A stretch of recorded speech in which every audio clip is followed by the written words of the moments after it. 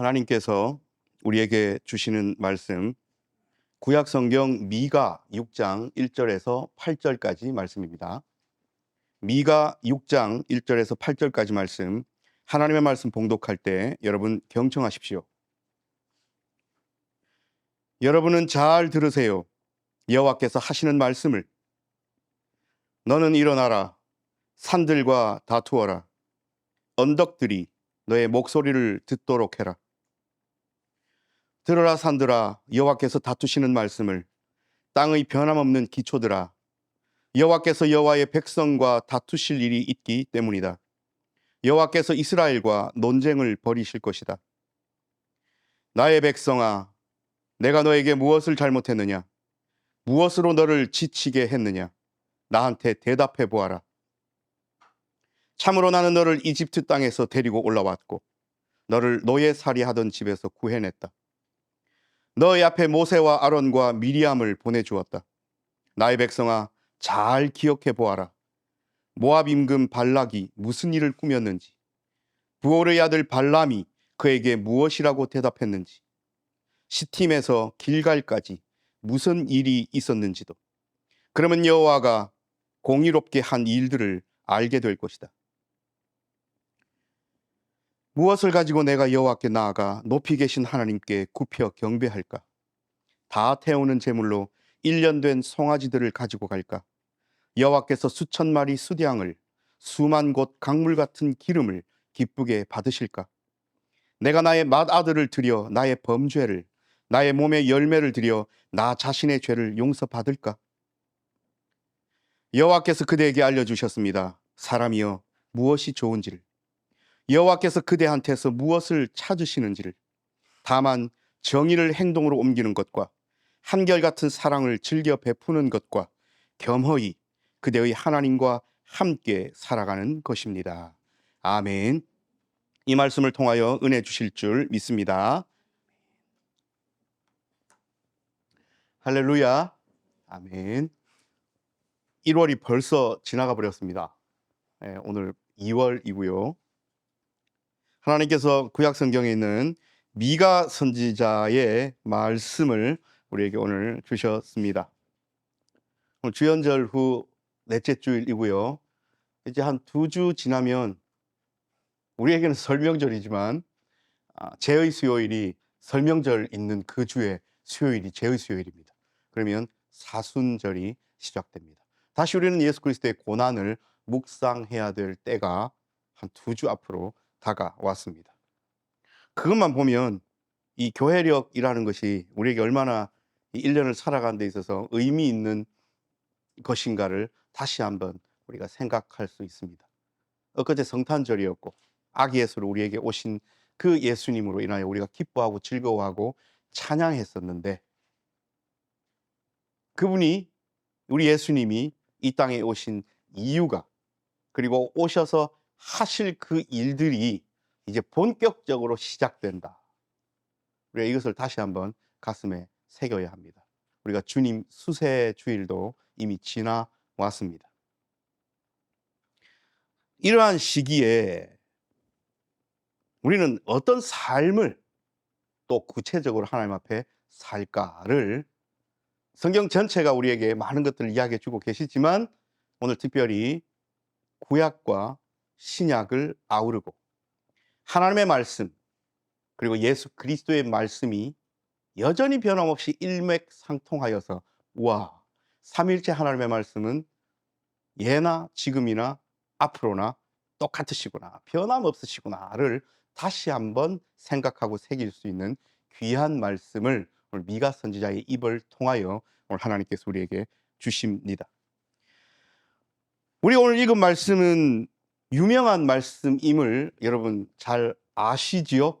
특별히 미가 6장 8절 말씀은 우리가 요절로 꼭 외워야 되는데, 우리가 새한글 성경으로 바꾸면서 약간의 이 단어들과 그것들이 바뀌어가지고 다시 외우기는 사람아, 주께서 선한 것이 무엇임을 내게 보이셨나니 라고 시작되던 미가 6장 8절 말씀, 개역 개정 성경의 말씀이든 아니면 새한글 성경이든 미가 6장 8절 정도는 우리가 꼭 가슴에 새겨야 할 필요가 있습니다.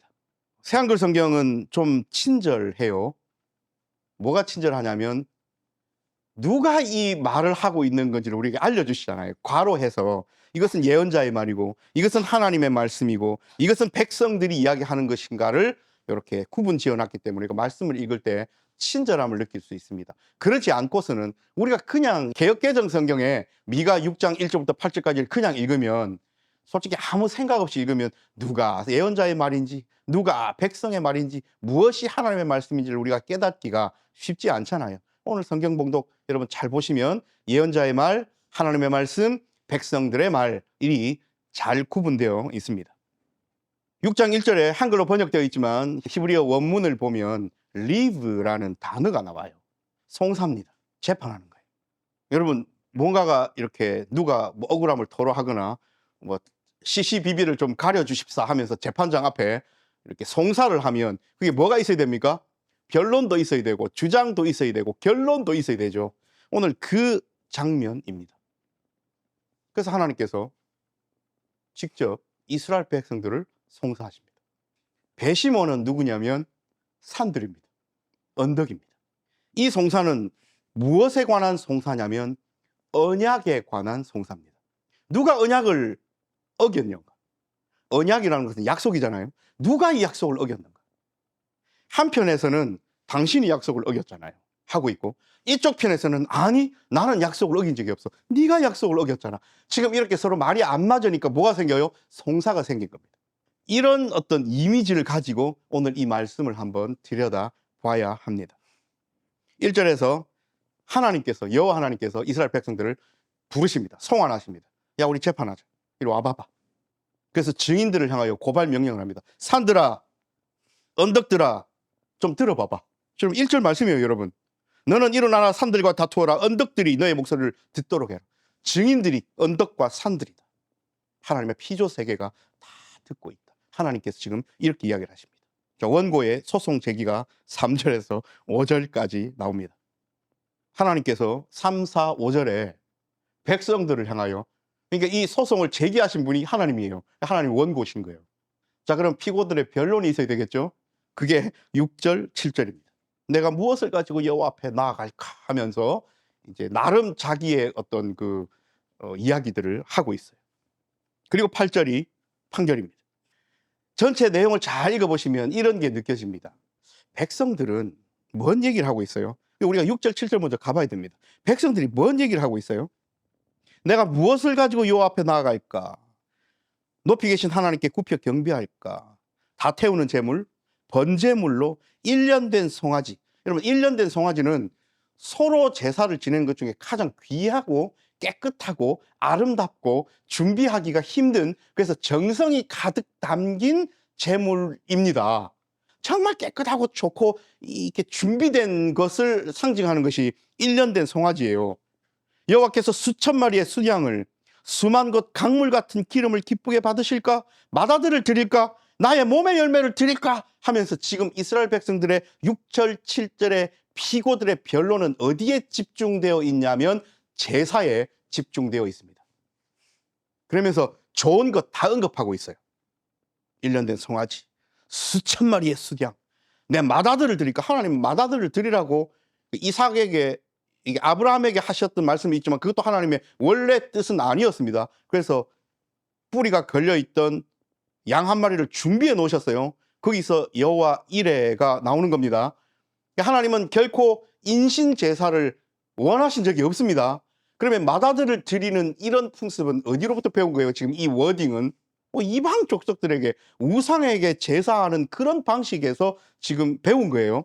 나의 몸의 열매를 드릴까? 나 자신이 용서를 받을까? 라면서 이 피고들은 변론을 할 때 약간 이런 투예요. 제사 잘 지내왔잖아요.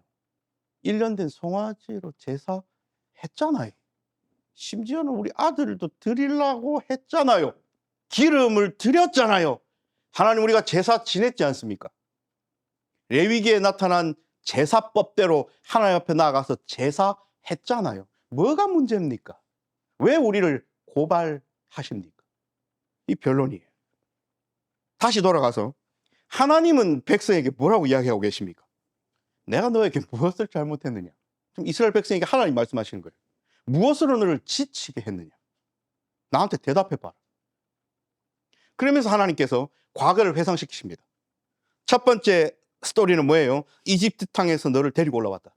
종살이 하던 너희를 내가 이집트 땅에서 끄집어내 줘서 자유인으로 만들어주고 그것으로 만족하지 않고 요단강을 건너서 땅을 차지하게 하고 가나안 땅에서 12지파에게 잘 땅을 분배해 줌으로써 너희가 거기서 젖과 꿀이 흐르는 거기서 국가를 이루고 민족을 이루어 잘 살았잖아 라고 이야기하십니다. 내가 너희 앞에 같은 맥락이지만 그저 꺼내지 않고 너희 앞에 그 일을 감당할 영적 지도자들을 세워주었잖아 이야기하십니다. 모세, 아론, 미리암을 예를 들어서 말씀하십니다. 종살이 된 땅에서 끄집어내 주셨고 영적 지도자들을 보내주셨고 또 뭘 이야기하십니까? 잘 기억해 보아라. 모압 임금 발락이 무슨 일을 꾸몄는지 너희를 저주하고 너희를 삼키려고 작전을 짰잖아. 전략을 짰잖아. 그런데 부활해야 될 발람이 그에게 무엇이라고 대답했는지 생각해 보아라. 그리고 그 일들의 결과가 뭔지를 생각해 보아라. 내가 다 막아줬잖아. 내가 오히려 너희를 축복하게끔 만들어줬잖아. 오늘 하나님 말씀하십니다. 시딤에서 길갈까지, 즉 요단강 이편에서 요단강 저편까지 그 강을 건너감으로써 이편의 삶, 저편의 삶을 내가 어떻게 너희를 보호하고 인도하고 구원해 줬는지 기억하라는 거예요. 그러면 여호와가 공의롭게 한 일들을 알게 될 것이다. 이것이 원고 측인 하나님의 말씀입니다. 여러분, 이 말씀에 대한 답으로 이스라엘 백성들이 6절, 7절을 이야기하는 거예요. 제사 지냈잖아요. 1년 된 송아지 드렸잖아요. 수천 마리 수장 드렸잖아요. 그 수많은 기름으로 드렸잖아요. 이에 대한 판결문입니다. 미가 6장 8절입니다. 다시 한번 읽습니다. 여호와께서 그대에게 알려주셨습니다. 사람이여 무엇이 좋은지를, 여호와께서 그대한테 무엇을 찾으시는지를, 다만 정의를 행동으로 옮기는 것과 한결같은 사랑을 즐겨 베푸는 것과 겸허히 그대의 하나님과 함께 살아가는 것. 여러분, 이 세 가지 우리가 오늘 꼭 기억해야 합니다. 미가 6장 8절 말씀은 얼마나 소중하고 귀한 말씀인지 역사적으로 많은 분들이 이 구절에 대한 평가와 가치에 대한 칭송을 많이 해 오셨어요. 미 의회 도서관에 열람실이 있는데요. 거기에 종교 코너 위에 미가 6장 8절이 걸려 있습니다. 정치인들이 이 말씀을 보라는 거예요. 여러분, 정치인들이, 믿음을 가진 정치인들이 오늘 이 세 개를 생각해 보십시오. 정의롭고 공의롭게 정치 활동을 하고 자기에게 맡겨진 백성들, 국민들을 진심으로 사랑하고 하나님께 지혜를 구하면서 하나님과 함께 동행하는 그 진지한 정치 활동을 한다면 세상은 아름답겠죠. 그래서 미 의회 도서관 종교 코너 열람실 위에 미가 6장 8절 말씀이 적혀 있습니다. 어떤 학자는 이렇게 이야기합니다. 이 미가 6장 8절은 선지자들이 이해한 계명들의 정수다. 구약성경 전체에 흩어져 있는 계명들을, 이 선지자들이 했던 말들을 다 합해서 엑기스를 뽑으면 미가 6장 8절이다 이야기했습니다. 어떤 이는요, 실천적 종교 내용의 가장 뛰어난 요약이 미가 6장 8절이다 이야기합니다. 초기 랍비들은요, 랍비는 유대교 선생님들 아닙니까? 랍비들은 이렇게 이야기합니다. 율법 전체, 즉 구약 성경 전체를 한 줄로 요약하라. 그러면 미가 6장 8절이다. 이렇게 이야기했습니다. 중요한 단어가 뭐라고요? 정의, 사랑, 그리고 신뢰입니다. 여러분, 하나님과 함께 동행한다는 것은 하나님을 믿고 의지하고 신뢰한다는 거예요. 그래서 오늘 우리는 이 세 단어를 꼭 가슴에 새겨야 합니다. 정의, 사랑, 신뢰입니다. 이 말씀은 비단 미가 선지자를 통해서만 주시지는 않았습니다. 신명기 10장 12, 13절. 여러분, 신명기는 제2의 율법이죠. 가나안 땅에 들어가기 직전에 하나님께서 이스라엘 백성들에게 세대가 지났으니까요, 광야 생활이 끝나갈 즈음에 다시 한번 기억하라고 주신, 복습 차원으로 주신 말씀이 신명기인데 거기에 뭐라고 되어 있냐면 이렇게 되어 있습니다. 그대 이스라엘, 이제 여호와 그대의 하나님이 그대에게 요구하시는 것이 무엇입니까? 여호와 그대의 하나님을 두려워하는 것입니다. 그래서 그분의 모든 길로 걷고 그분을 사랑하고 온 마음과 온 정성으로 여호와 그대의 하나님을 섬기는 것뿐입니다. 내가 오늘 그대에게 알려주는 여호와의 명령들과 규정들을 따르는 것입니다. 그대의 행복을 위해서요. 이게 신명기 말씀입니다. 여기에 금방 뭐가 나타나 있습니까? 정의와 사랑과 신뢰가 적혀 있어요. 이렇게 살면 하나님께서는 이스라엘 백성들의 행복권을 보장해 주신다는 귀한 말씀이었습니다. 이것으로 끝나지 않습니다. 마태복음 23장 23절에서 우리 예수님께서 이런 말씀을 하십니다. 혼내시면서 말씀하시는 거예요. 끝장이요 당신들은, 율법학자들과 바리새파 사람들, 겉다르고 속다른 당신들은 박하와 회향과 근처의 11조는 드리지만 율법의 더 중요한 것들 곧 정의와 한결같은 사랑과 신뢰는 저버렸기 때문이요. 그러나 이것들도 반드시 실행하고 저것들도 내팽개치지 말아야 하오. 라고 누가 말씀하셨다고요? 예수님께서 바리새인들에게, 율법학자들에게 말씀하셨습니다. 사랑하는 여러분, 제사 열심히 행한다 해서 그것으로 충분하지 않습니다. 뭐가 충분하지 않다는 겁니까? 우리가 하나님을 두려워하고 경외하고 하나님을 신뢰하고 하나님을 사랑하고 온 마음으로 다가가지 않는다면 1년 된 송아지 수천억 마리를 드려도 충분하지 않습니다. 하나님께서 우리의 예배를 받으시는 그런 예배가 되려면 형식에만 치우칠 것이 아니라 그 예배로 나아가는 우리의 삶이 뒷받침되어야 합니다. 그러지 않고서는 오늘 하나님께서 송사하십니다. 오늘 말씀은 이렇게 생각해 볼 수 있습니다. 삶이 뒷받침되지 않은 형식으로만 치우친 예배는 아무것도 아니다. 그리고 우리는 늘 그런 삶이 뒷받침되는 진실된 정의와 사랑과 신뢰의 삶을 살기 위해서는 또한 끊임없이 하나님께서 우리에게 어떤 은혜를 주셨는지를 돌아봐야 할 필요도 있다. 오늘 이것을 말씀해 주고 계십니다. 여러분, 돌아보면 약속을 누가 어긴 거예요? 하나님은 우리를 사랑하셨습니까? 하지 않으셨습니까? 하나님은 우리에게 은혜를 주셨습니까? 주지 않으셨습니까? 하나님은 끝까지 그 약속을 붙들고 우리와 함께 하셨습니까? 하지 않으셨습니까? 라는 질문에 우리는 대답할 수 있어요. 우리의 삶을 돌아보면. 그런데 우리의 삶을 또 다르게 돌아보면 우리는 그렇게 우리와 함께 하시고 사랑하시고 우리를 안아주시고 은혜 베풀어 주신 하나님 앞에 마땅한 삶을 살아왔는가도 돌아볼 수 있어야 합니다. 그렇게 제대로 돌아본 사람은 오늘 미가 6장 6절 7절과 같은 백성들의 말도 되지 아니하는 변론이 입 밖으로 나올 수 없습니다. 예배했잖아요. 헌금 차곡차곡 했잖아요. 교회 열심히 출석했잖아요. 뭐가 문제입니까? 라고 하는 말도 되지 아니하는 변론을 하나님 앞에 감히 할 수 없다는 겁니다.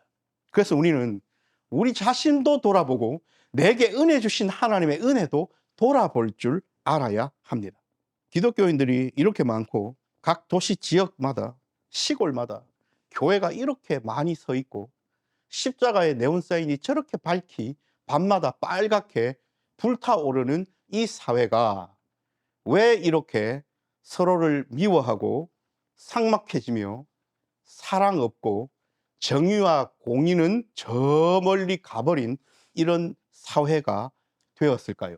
그리스도인인 우리부터 제대로 된 사랑과 정의와 신뢰의 삶을 살아가지 않은 결과입니다. 우리는 이것을 깊이 생각하고 반성해야 합니다. 이 말씀을 준비하고 묵상하면서 지난주 월요일 내내 이 말씀을 묵상하고 하면서 화요일이 되어서야 우리 작가에게 어떤 컨셉으로 오늘 이 주일을 위한 그림을 그릴까 이야기를 했었습니다. 삭막해 보이는 도시, 사람이 사람을 대하는 그 따뜻함은 사실 볼 수 없는 그런 도시.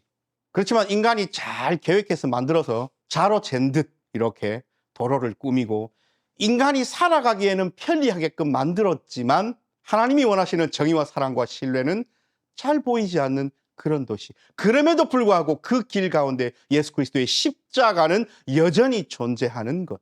우리는 어떤 삶을 살아야 합니까? 여러분, 하나님은 우리에게 공의로우셨습니까? 공의롭지 않으셨습니까? 하나님 우리에게 공의로우셔요. 지금도 공의로우셔요. 하나님은 지금도 우리에게 정의를 행하고 계십니다. 그러면 우리는요, 남들이 다 정의롭지 않게 산다 해서 우리도 정의롭지 않게 그냥 살아버려야 됩니까? 그럴 수 없습니다. 우리는 하나님 앞에 공의롭고 정의로운 삶을 살아야 합니다. 손해를 보더라도요. 우리는 이 세상 그 무엇과도 바꿀 수 없는 귀한 사랑을 이미 체험하고 받은 사람들입니다. 그러므로 우리는 우리 자신도 사랑하고 우리 주변에 우리에게 맡겨주신 모든 사람을 사랑해야 됩니다. 그렇게 공의롭고 사랑하는 삶을 살아가되 우리는 우리 자신을 믿고 신뢰하고 의지하고 붙들고 살아가서는 안 되겠죠. 왜요? 우리는 썩어질 인간이니까요. 우리는 죄된 인간이니까요. 우리는 지혜가 없는 인간이니까요. 그러므로 썩지도 죽으시지도 사망이 이길 수도 없는 삼위일체 하나님을 믿고 의지하고 신뢰하고 그분의 말씀 위에 굳게 서서 살아가는 것만이 그리스도인들이 살아가는 삶의 실천적 자세임을 저와 여러분 이번 한 주 잊지 마십시다. 그러므로 요절이 다 생각나지 않고 말씀이 다 생각나지 않아도 이 세 단어는 꼭 기억하고 우리 일주일 동안 살아가십시다. 공의로운 삶, 사랑하는 삶, 하나님을 믿고 의지하고 신뢰하는 삶. 이 말씀은 미가 선지자뿐 아니라 모세를 통하여 하나님께서 신명기에도 말씀하셨고 우리 예수님도 바리새인과 서기관들, 율법학자들 꾸짖으면서 말씀하셨던 귀한 것임을 잊지 마시고 살아가십시다. 이번 한 주간 하나님께서는 반석이 빛된 교회 성도들을 향하여 누가 이렇게 정의로운 삶, 사랑하는 삶, 하나님을 신뢰하는 삶을 온전히 실천하여서 그 실천하는 자들이 모여서 예배하는 그 예배가 하나님 받으시기에 얼마나 풍성하고 아름답고 귀한 것이 되는지 하나님께서 바라보고 계십니다. 기도합니다.